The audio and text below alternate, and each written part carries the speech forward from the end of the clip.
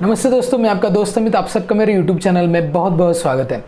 Pharma industry में एक job opportunities बहुत सारी है एज ए फार्मा ग्रेजुएट। उसके बाद क्लिनिकल रिसर्च सेगमेंट में, मार्केटिंग में भी है। साथ में और एक सेगमेंट है जो है रिटेल फार्मेसी में, हॉस्पिटल फार्मेसी में। यहाँ पे भी एज ए रिटेल फार्मासिस्ट आप करियर कर सकते हैं या कम्युनिटी फार्मासिस्ट आप बोल सकते हैं। लेकिन बहुत सारे लोग इसको एक लास्ट प्रेफरेंस देते हैं क्योंकि ये जॉब स्टेबल नहीं है, या फिर यहाँ पे ज़्यादा ग्रोथ नहीं है, या फिर इसमें सर्च कैसे करें, ये भी बहुत सारी चीज़ें मालूम नहीं होती। तो आज इस वीडियो में मैं आपको क्लियर कर दूंगा, बहुत सारी चीज़ें क्लियर हो जाएगी।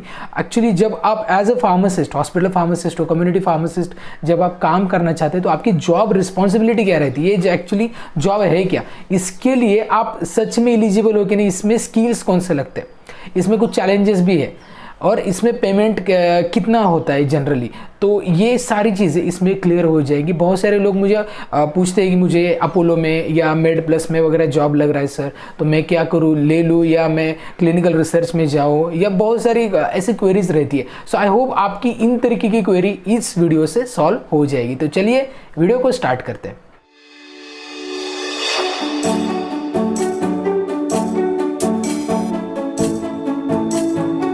तो जनरली 3 तरीके के आपको अलग अलग फर्म मिलेंगे जहाँ पे एज अ फार्मासिस्ट आप काम कर सकते हैं। सबसे पहला हॉस्पिटल में, चाहे वो प्राइमरी हेल्थ सेंटर हो, रूरल एरिया का आरएएच हो, ठीक है। इसके बाद सिविल हॉस्पिटल्स भी हो सकते हैं, तो ये गवर्नमेंट है।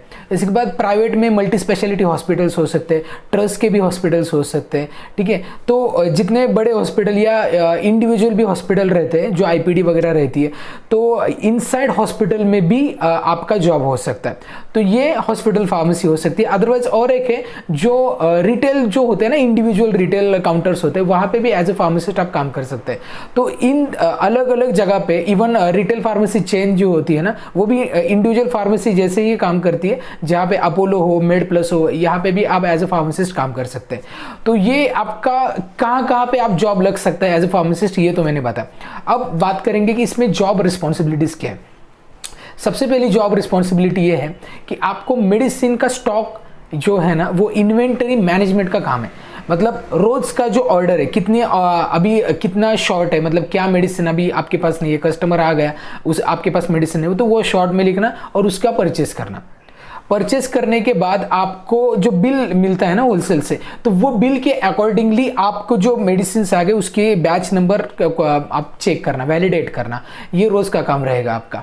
इसके बाद जो एक्सपायरी जो रहती है ना, वो हम बोल सकते हैं इन्वेंट्री मेंटेन करना है। इन्वेंट्री को मतलब जो एक्सपायरी के गुड्स कौन कौन से उसके वो देखना है आपको। वो कहाँ पे पता चलेगी आपको? पता चलेगी वो सॉफ्टवेयर में आपको दो चीजें पता चलेगी। एक तो एक्सपायरी पता चलेगी, साथ में नॉन मूविंग गुड्स भी पता चलेगी कि कौन से मेडिसिन आपने परचेस किए लेकिन मूव नहीं हो रहे। तो ये देखना, ये एक जॉब रिस्पॉन्सिबिलिटी रहती है। इसके बाद प्रिस्क्रिप्शन को रीड करना, ये एक अहम काम रहता है। थोड़ा सा टफ है, लेकिन इसके लिए आपको कुछ टिप्स मैंने ऑलरेडी इसके रिलेटेड वीडियो बनाए, ऊपर आई बटन पे लिंक प्रोवाइड की गई है, वो वीडियो देखिए। इसके बाद पेशेंट काउंसलिंग मतलब जो प्रिस्क्रिप्शन लिखा है उसके अकॉर्डिंगली डोसेज पेशेंट को बताना, और साथ में कुछ अलग इंफॉर्मेशन अगर वो चाहते हैं रिलेटेड टू मेडिसिन या related to nutritions, okay, health supplements वगैरह कुछ पूछेंगे तो अकॉर्डिंग टू देयर नीड्स आपको उनको गाइड करना, ये एक पार्ट रहता है आपका। इसके बाद कुछ कैंपेन्स वगैरह अगर रन करते हैं, जैसे multi speciality hospital free campaigns भी रन कर सकते हैं। इवन जो गवर्नमेंट हॉस्पिटल्स है वो भी कई कबार रन करते हैं कैंपेन्स। और जो इंडिविजुअल रिटेल फार्मेसी जो होती है ना, वो उनको तो करना ही पड़ता है क्योंकि नंबर ऑफ पेशेंट बढ़ाने के लिए आपको फ्री चेकअप कैंप्स वगैरह अरेंज करने पड़ते हैं। तो बात करेंगे स्किल्स की, कौन कौन से स्किल्स लगते हैं अगर आप एज ए फार्मासिस्ट करियर करना चाहते हैं। तो सबसे पहला स्किल कम्युनिकेशन स्किल। आप कम्युनिकेट करेंगे पेशेंट के साथ, जो रेगुलर नीड्स है उनकी पूछेंगे। ऐसा नहीं है कि आप सिर्फ जो रिक्वायरमेंट आ गए उसके अकॉर्डिंगली आपको मेडिसिन देना, बात खत्म, ऐसा नहीं होता है। हाँ, हॉस्पिटल फार्मेसी में, गवर्नमेंट हॉस्पिटल्स में वगैरह हो सकता है, ठीक है। But as a retail pharmacist, individual counter जो होते हैं ना, वहाँ पे नंबर ऑफ कस्टमर बढ़ाने का काम भी आपका रहता है, क्योंकि यहाँ पे अपॉर्चुनिटी अच्छी है। आगे जाके मैं उसके बारे में बताऊंगा। तो आपको जो कनेक्शन है ना, कम्युनिकेशन से ही होगा। नेक्स्ट स्किल है इंटरपर्सनल स्किल, मतलब कस्टमर से पर्सनली कनेक्ट कैसे हो सकते हैं आप, एज अ फैमिली फार्मासिस्ट कैसे बन सकते हैं, इसके बारे में सोचना है। ठीक है, आप ओनर नहीं है, आप एम्प्लॉय हो, इसका मतलब आप एम्प्लॉय रहेगे क्या फ्यूचर में? तो नहीं। मेरी यही सलाह है आपको कि आगे जाके आप एक खुद भी बिजनेस स्टार्ट कर सकते हैं। इसके लिए पहले से ही वो स्किल सीखिए, एम्प्लॉय ही बन के मत रहिए, ठीक है। यहाँ पे करियर अपॉर्चुनिटी डेफिनेटली है, बट अगर आप ग्रो करेंगे ना तो चाहिए उतना पेमेंट भी आपको मिलेगा और साथ में अलग अलग वेरियस अपॉर्चुनिटीज भी मिलती है, इवन एक्स्ट्रा अर्निंग भी मिलती है। वो कैसी है ये भी बताता हूँ मैं आपको। टेक्निकल स्किल भी होना जरूरी है। अब टेक्निकल स्किल मतलब जैसे कि अगर आप कैंपेन ले रहे हैं, ठीक है, हाइपरटेंशन का बीपी चेक करें, फ्री बीपी चेकअप करें, तो वो मशीन कैसे रन होती है, ग्लूकोमीटर कैसे काम करता है, या फिर इंसुलिन जो कार्ट्रेज रहता है वो कैसे फिलअप करना है, या फिर बहुत सारे इंजेक्टेबल्स रहते हैं, या फिर बहुत सारे रोटा हेलर भी रहता है वो कैसे फिट करना है। बहुत सारी चीज़ें आपको पहले से ही मालूम होनी जरूरी है। तो पेशेंट पूछता है आपसे ये कैसे करे वो कैसे करे, तो पेशेंट काउंसलिंग का एक पार्ट है, ये देखना जरूरी है। इसके बाद आप एक्टिव एंड मोबाइल दोनों भी होने चाहिए। मतलब एक बार आपके काउंटर पे 10 पेशेंट भी आए ना, आप अकेले हैंडल करना सीखना चाहिए, आपको ये चीज़ें, ठीक है। तो जो रिक्वायरमेंट अलग अलग होती है, तो होता क्या है कि बहुत सारे कस्टमर तो आ गए काउंटर पे, तो आपको जो रिक्वायरमेंट है वो लिखना, ओके, शॉर्ट है वो लिखना, और जो प्रिस्क्रिप्शन आ गया उसके बिल बनाना, ओके, पेशेंट काउंसलिंग करना, ये सारी चीज़ें साइमल्टेनियसली चलती रहती है। तो कंटिन्यूसली काउंटर पे भीड़ रहेगी, तो आपको वो हैंडल करना आना चाहिए। अब कुछ चैलेंजेस हैं इस सेगमेंट में, ये मैं बताता हूँ।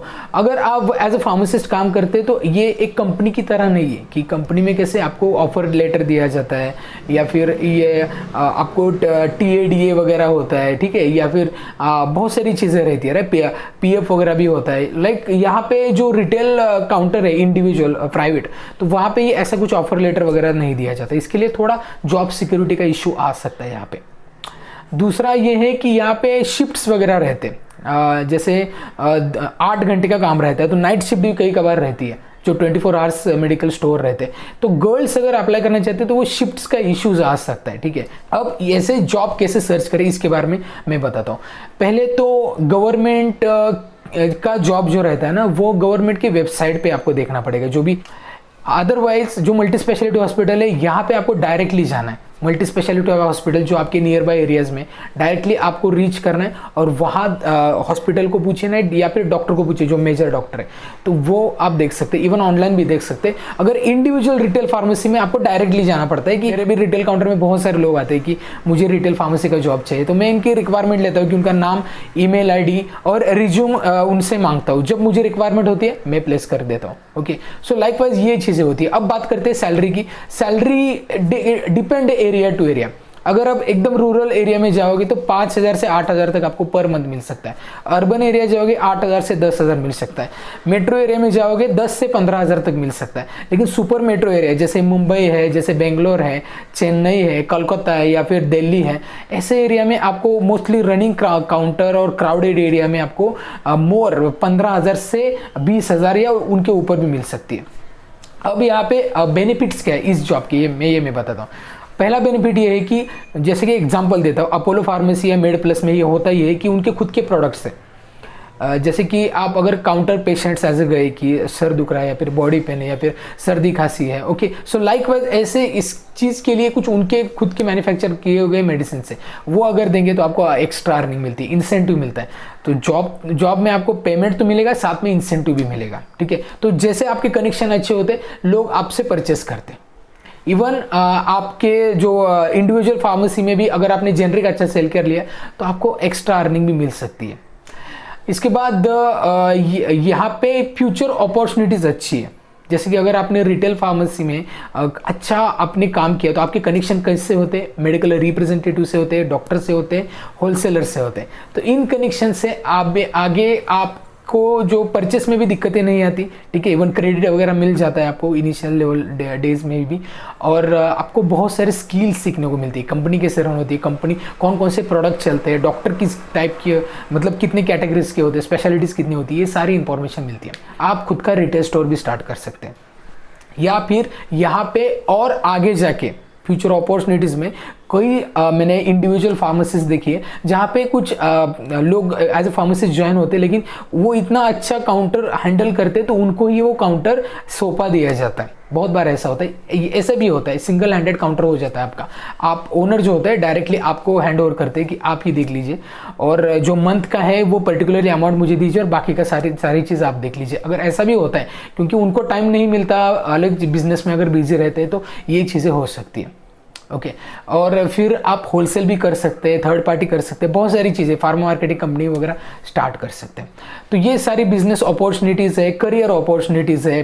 तो मैंने ये सारी चीज़ें कवर की ऑलमोस्ट, जो आपके मन में थी, जो क्वेरी थी आपकी, एज अ फार्मासिस्ट अगर काम करना चाहते हैं तो इसमें सच में इसमें फ्यूचर है कि नहीं। तो सच में इसमें फ्यूचर डेफिनेटली है, और ये प्राइम जॉब है हमारे फार्मेसी का, क्योंकि लोग फार्मासिस्ट को रिटेल फार्मेसी से ही जानते हैं, उनको इंडस्ट्रियल फार्मेसी या साइंटिस्ट वगैरह मालूम नहीं है, ये फार्मेसी उनको जानते हैं। तो you should become a proud feel, okay. और आप यहाँ पे अगर अच्छी तरीके से काम करोगे तो डेफिनेटली ग्रोथ आपकी है। अगर आप रिटेल फार्मेसी के बिजनेस के बारे में जानना चाहते हैं, ग्रो करना चाहते हैं, पेशेंट काउंसलिंग हो, मेडिसिन कैसी इंडिकेशन वाइज पहचाने, और खुद का रिटेल स्टोर स्टार्ट करना चाहते हो, या आप करियर में ग्रो करना चाहते हैं, तो आप ज्वाइन कर सकते हैं हमारा रिटेल फार्मेसी बिजनेस मैनेजमेंट का लाइव वर्कशॉप, जो नेक्स्ट मंथ से स्टार्ट होने जा रहा है। डिटेल्स अगर चाहिए तो इस यहाँ पे मेल कर सकते हैं आप हमें, और आपको डिटेल्स मिल जाएंगी। जल्दी इसके बारे में वीडियो भी रिलीज हो जाएगा। आई होप ये वीडियो का कंटेंट आपको अच्छा लगा होगा। वीडियो अच्छा लगता है, वीडियो का कंटेंट अच्छा लगता है तो वीडियो को लाइक कीजिए, चैनल को सब्सक्राइब करना बिल्कुल मत भूलिए, और ढेर से लोगों तक ये वीडियो शेयर कीजिए। तो इस वीडियो में इतना ही, मिलते हैं नेक्स्ट वीडियो में, तब तक बी हेल्दी बी हैप्पी।